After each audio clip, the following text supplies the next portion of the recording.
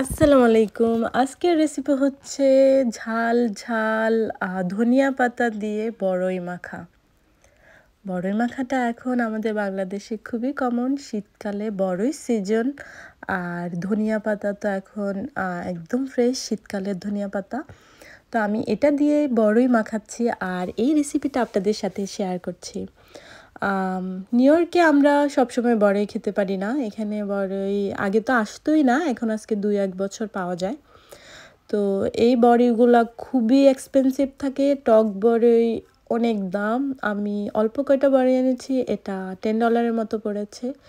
এরপর আমি ফ্রেশ ধনিয়া পাতা, যেই ধনিয়া পাতাগুলো এখানে ২ রকমের ধনিয়া পাতা পাওয়া যায়, যেগুলা লাইক বড় বড় গাছের মতো, এগুলো খুব গ্রান হয়, বাংলাদেশের ধনিয়া পাতার মতো ফ্লেভার আসে। তা আমি এই ধনিয়া পাতার সাথে ৪টার মতো কাঁচামরিচ দিয়েছি, যেহেতু বড়ইটা ১ পাউন্ডের বেশি।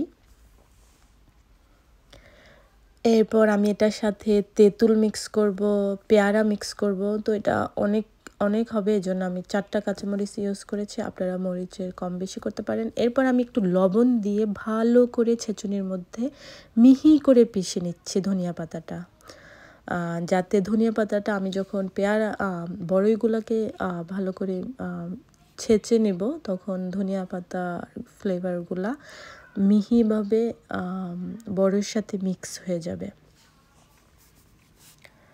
তো আমি বড়ইগুলোকে অল্প অল্প করে ছেঁচে আমি একটা বাটিতে উঠিয়ে রাখছি। এভাবে আমি কয়েকবার এই কাজটা রিপিট করব আর সবগুলো বড়ইকে ছেঁচে নিব। আর ছেঁচার সময় খেয়াল রাখবো যাতে এগুলো খুব বেশি মিহি না হয়ে যায়, মানে বড়ইগুলো ভাঙবে, ভিতরে ধনিয়া মরিচের লবণের ফ্লেভারটা ঢুকবে, এরকম আর কি।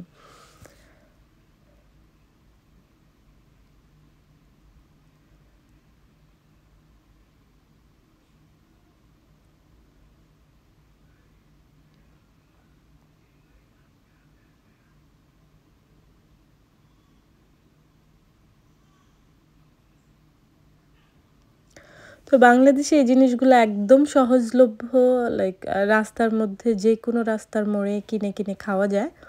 আর এখানে আমরা বাংলাদেশের এই খাবারগুলো টেস্ট করার জন্য লাইক ১ বছর ওয়েট করি, তারপর বানালেও দেখা যায় অনেক মানুষ থাকে না।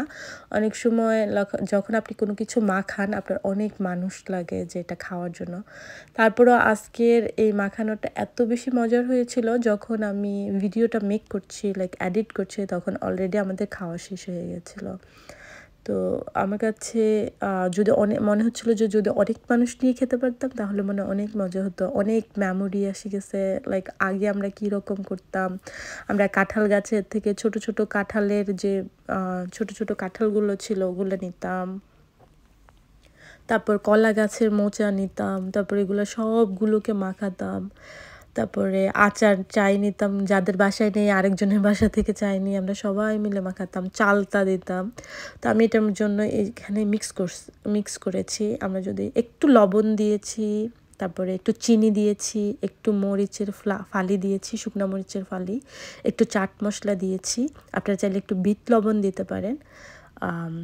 এটা মাখাই খাবেন, কারণ এখন দোকানে বড়ই পাওয়া যায়। তো অনেক দাম হলো, বছরে একবার তো কিনে খাওয়াই যায়। আর আমি এই মাখানোটার মধ্যে আমি কি ইনগ্রিডিয়েন্টস ইউজ করেছি আমি শেষবার আরেকবার বলছি। পেয়ারা, বড়ই, তেঁতুল, তারপরে ধনিয়া পাতা, কাঁচামরিচ, শুকনো মরিচের ফালি, চাট মশলা, লবণ, অল্প একটু চিনি। তো আপনারা খাই দেখবেন, অনেক ভালো লাগবে। আল্লাহ হাফেজ।